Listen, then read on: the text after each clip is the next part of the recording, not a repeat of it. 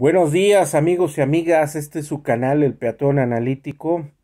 Pues miren, hoy vamos a analizar pues precisamente que de repente los ataques de las personas que provienen de la corriente de la derecha, ultraderecha y los conservadores, y en este caso también la clase, pues no hemos tomado en cuenta las personas que pues también están de alguna manera pues resentidas con el sistema de gobierno, pero es lo que hoy vamos a platicar y vamos a ver de que para que alguien se resienta con una persona, con un gobierno, en este caso con nuestras propias autoridades, es porque hemos sufrido algún tipo de abuso, algún tipo de circunstancia en donde pues nuestros reclamos no han sido atendidos.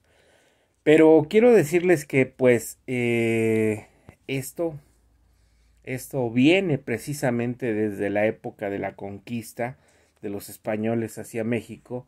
Pues nuestro pueblo fue sometido, nuestro pueblo era dueño de todo el territorio, todas las riquezas de esta nación, incluyendo hasta Texas, incluyendo hasta Iowa, incluyendo una cantidad muy grande de islas también que tenía este territorio mexicano y que después geográficamente pues se ubicó en el virreinato de la Nueva España y llegábamos nosotros hasta Panamá.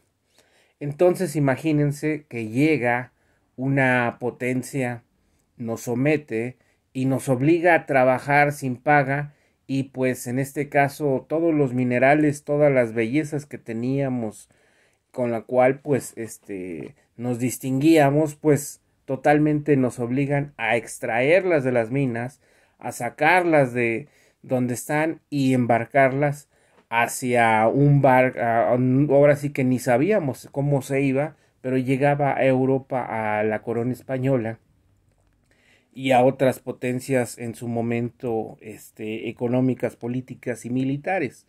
Y más aparte nos tuvieron que imponer un idioma y una religión. Entonces imagínense cómo no vamos a estar resentidos con, en este caso, con el exterior. Y posteriormente, cuando nos independizamos, pues las personas que realmente hicieron la independencia, pues tenían sus intereses económicos. ¿Por qué? Porque ya no se sentían identificados con la corona española, y entonces pues promovieron pues precisamente la independencia de este país. Pero no terminamos hasta ahí. Posteriormente, las personas que ostentaron el gobierno pues no tenían recursos económicos, en realidad no tenían infraestructura, no tenían nada. Entonces pues recurrieron precisamente a los conquistadores, a las potencias mundiales, para pedir dinero y para financiar un gobierno. Entonces aquí la cuestión y nuestra loca historia, y donde pintamos nosotros nuestra calavera, es de que las personas que fundaron este país, la independizaron, pues siempre vieron por sus intereses, y las personas que promovieron la independencia de México precisamente vieron de que toda la riqueza se iba a España y no quedaba casi nada. Entonces pues ellos promovieron que quedarse con toda esa riqueza y pues tenerla aquí. Entonces desde aquella época adolecemos de gobernantes que piensen en el pueblo. El pueblo siempre fue, y la población de México siempre fue la ganancia. ¿Por qué? Porque se tenían tierras, se tenían recursos naturales renovables, no renovables, y pues ¿quién los tenía que explotar sino pues los gobernantes, la clase dirigente, la clase aristocrática, la clase educativa, la clase religiosa? Pues por supuesto que no. En este caso fueron los indígenas ya evangelizados, y ya con el idioma castellano, que les costó mucho trabajo aprenderlo, por eso de ahí vienen muchas derivaciones, y se tenía que atender pues en todo el territorio que se tenía. Perdimos desde Panamá y nos dejaron hasta las fronteras que tenemos hoy en día, con límites con Guatemala y Belice, y hasta el norte, pues colindábamos con las 13 colonias de Inglaterra, que se independizaron y posteriormente hicieron una guerra a los tejanos y independizaron esos territorios y hoy son la Unión Americana. Entonces de ahí también viene otro resentimiento. Entonces, pues, imagínense eh, ondear la bandera de los Estados Unidos aquí en Palacio Nacional y no me explico por qué no nos quitaron el otro 40% del territorio, los Estados Unidos, pero pues eso tendríamos que investigar por qué no hicieron esa situación. Si nos quitaron el 60, ¿qué más daba ese 40? Pero como esa es otra situación, otro resentimiento que nos fueron ocultando para que nos fuéramos centrando en ese 40% del territorio que nos quedó. Pues bueno, posteriormente, pues la situación de nuestra población, de nuestro pueblo, de nuestra población, de los pobladores de México, pues nunca cambió. Nunca cambió hasta que vino la Revolución Mexicana impulsada por Francisco Villa y Emiliano Zapata, en donde se hizo una repartición agraria, en donde pues se le dio la tierra a los campesinos, a la población del interior de la República, pero desgraciadamente pues también ese círculo del poder pues eliminó a Francisco Villa y Emiliano Zapata y regresó de nuevo esa mafia del poder. Pero aquí tenemos que tomar en cuenta también que para este entonces tenemos grupos masones, tenemos grupos judíos, españoles, ingleses, franceses, norteamericanos, alemanes. Canadá todavía estaba floreciendo. Entonces había de todas las potencias tratando de invertir. Como aquí en México había un desorden, como sabían que los gobiernos pues eran corruptos y se alineaban a los intereses de las potencias extranjeras porque no tenían dinero, pues fuimos blanco fácil de todos ellos. Entonces de ahí transitamos hacia la Segunda Guerra Mundial y se instauró antes de eso el sistema presidencial por medio de los antecesores del PRI y se instauraron cada 6 años que iba a elegirse presidente, pero en realidad pues siempre se pasaron la batuta para irse tapando precisamente todas las componendas del erario público. México pues experimentó después de la Segunda Guerra Mundial y antes de la Segunda Guerra Mundial un proceso de industrialización en donde México fue el principal proveedor de del ejército de los Estados Unidos y tuvimos una oportunidad de progresar y ser una potencia. Pero por extrañas circunstancias, la corrupción, el nepotismo, tráfico de influencia y los traidores a la patria que siempre le pidieron su anuencia al gobierno norteamericano para poder gobernar y pues el gobierno norteamericano siempre nos alineó. Pero para ese entonces apareció el Tratado de Bucareli, un Tratado de Bucareli que nos hicieron firmar. Posiblemente esta fue la causa por la cual no nos quitaron ese 40% del territorio a cambio de que nosotros firmáramos ese Tratado de Bucareli en donde no podíamos nosotros producir ni barcos, ni aviones, ni maquinaria de guerra, ni industria pesada, no podíamos hacer nada. ¿Esto para qué? Para asegurar que México no pudiera construir una infraestructura y que nosotros pudiéramos recuperar los territorios que nos robaron. Ok, esto sucedió, se firma, nos dejan el 40% de nuestro territorio y más aparte ellos pusieron a cada uno de nuestros presidentes y nos dictaron realmente cuáles iban a ser las políticas y totalmente pues no había necesidad de quitarnos el otro 40% de territorio. ¿Por qué? Porque pues en realidad iban a lidiar y pues no iban a hacer tan sencillo en convertirnos hacia la cultura norteamericana. Esto no se los van a contar ningún libro, ninguna serie, nada, sino que son en este caso investigaciones mías, conjeturas mías, viendo el Tratado de Bucareli, viendo los años en los cuales fue la intervención norteamericana y viendo cómo ellos aseguraron precisamente que México no se desarrollara, y no nada más por 100 años, sino estamos atrasados, pues imagínense, desde la intervención tecnológicamente, pues le apuesto casi le estábamos pegando a los 200 años. Entonces, pues eso era su seguro de vida para que México no pudiera hacer ninguna acción en contra de los Estados Unidos y quitarles el 60% del territorio que nos corresponde. Bueno, entonces ya caminamos rumbo a la Segunda Guerra Mundial, se instaura el sistema presidencial sexenal y nos acostumbramos a ver un desfile de presidentes que ni siquiera ganaban las elecciones, simplemente el presidente saliente designaba a su delfín y ese era el presidente que nos tocaba. Bueno, el general Lázaro Cárdenas nacionalizó la industria petrolera, enfureció a los ingleses, a los norteamericanos y posteriormente Adolfo López Mateos nacionaliza la industria eléctrica. Después de Díaz Ordaz, Luis Echeverría, se inicia el milagro mexicano, en donde México se industrializó, las ciudades capitales cambiaron su fisonomía y establecimos las zonas industriales en donde hoy las tenemos. Bueno, el Estado llegó a conformar 428 empresas del Estado y que formaban parte del sector productivo a nivel nacional. Teníamos de todo. Eran empresas nacionales y la inversión extranjera que llegaba a México, ni más ni menos que el gobierno mexicano tenía el 49% de la inversión de esas empresas.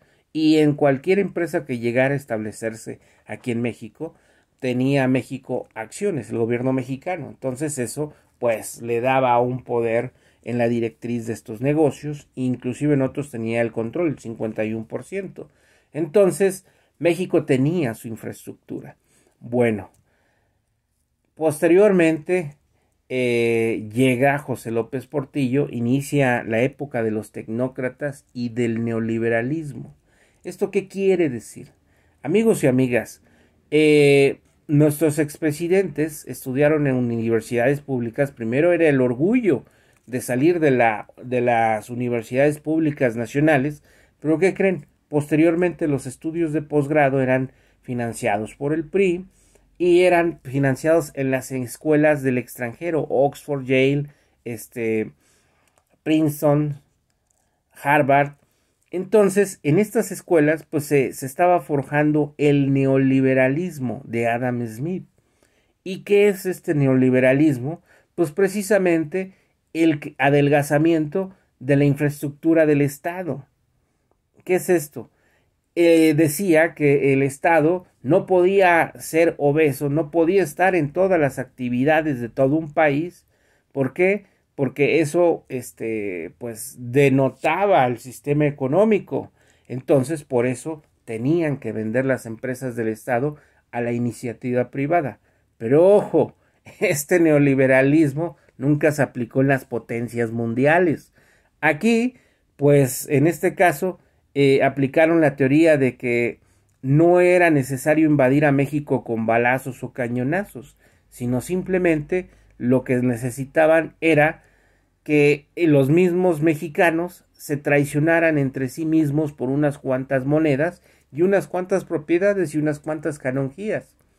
En este caso, una limosna cualquiera hacia nuestros expresidentes, secretarios de Estado, gobernadores, presidentes municipales. ¿Para qué?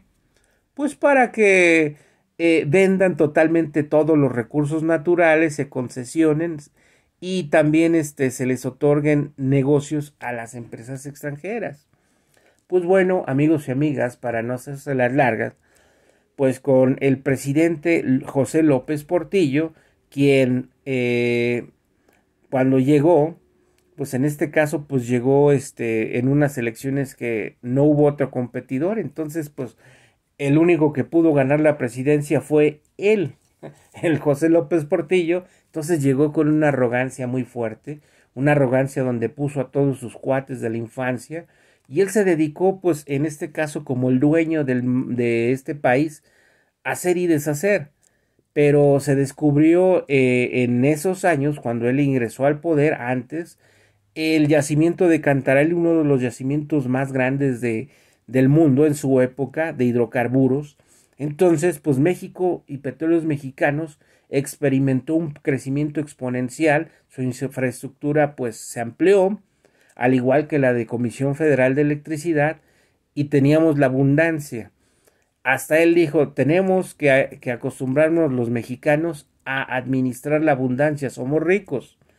El problema es que, pues con todas las deficiencias y con todos los controles y con todos los amigos de la infancia en el gabinete de José López Portillo, pues el país se empezó a hacer un desastre y los caprichos del expresidente José López Portillo, que mandaba el avión presidencial únicamente por nieves a Oaxaca porque eran las que le gustaban a su mamá, y pues se las traían, imagínense ese gasto. Pero como estábamos en la bonanza, pues para no hacerse las largas, México tuvo una ganancia de 138 mil millones de dólares, que ascendía a más o menos lo que teníamos de deuda externa.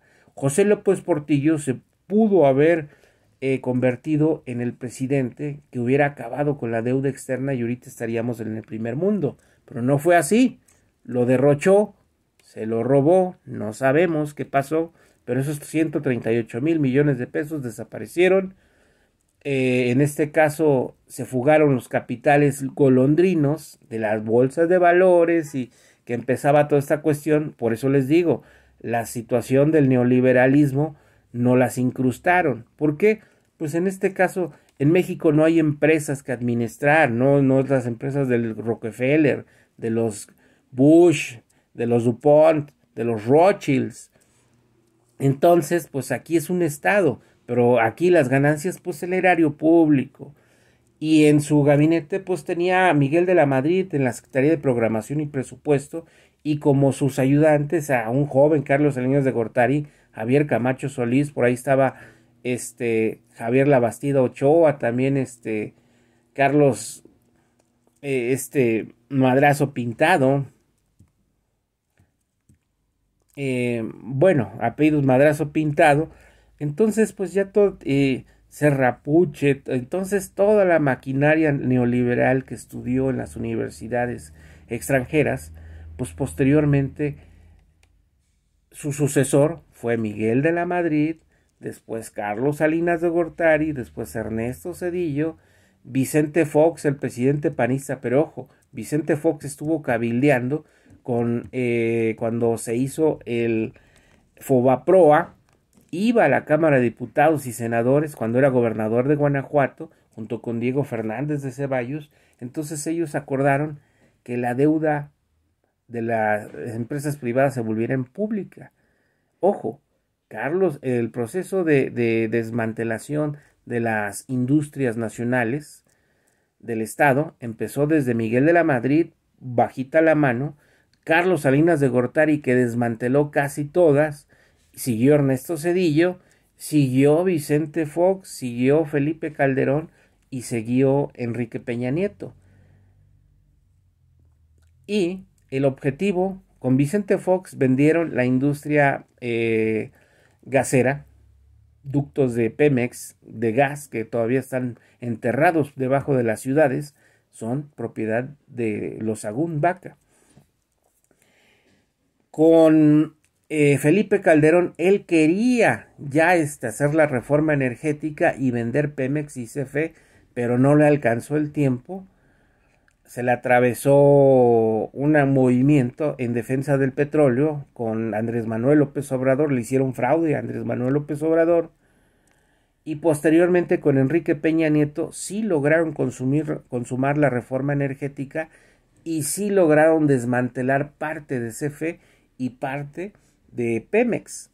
Se crearon las comisiones reguladoras de energía que únicamente protegían los intereses extranjeros, y como toda la historia de México, los moches hacia los presidentes, los moches hacia la gente de su gabinete, los moches a los nuevos empresarios que crearon, en este caso con la venta de las empresas del Estado y que se las vendieron a puros cuates y prestanombres de los expresidentes, vendieron todos los activos y con la reforma energética precisamente los exdiputados, exgobernadores, expresidentes, excomunicólogos, ex empresarios de abolengo que fueron rescatados con el Fobaproa y con los recursos públicos vendieron esas empresas y no pagaron ni un quinto de los impuestos a México.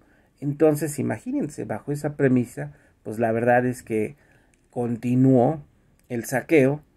Entonces, en pocas palabras, el sistema neoliberal, los conservadores, los empresarios que hoy están en contra del presidente Andrés Manuel López Obrador de una cuarta transformación y que México cambie y que nos están diciendo no, pues que vamos a ser socialistas, comunistas.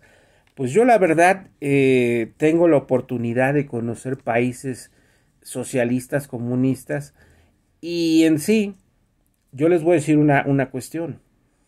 Nosotros estamos peor y lo tenemos fuera de las ciudades y las zonas conurbadas, las condiciones en las cuales vive nuestra población, los campesinos, y en los poblados esparcidos por toda la República es casi inferior al del comunismo.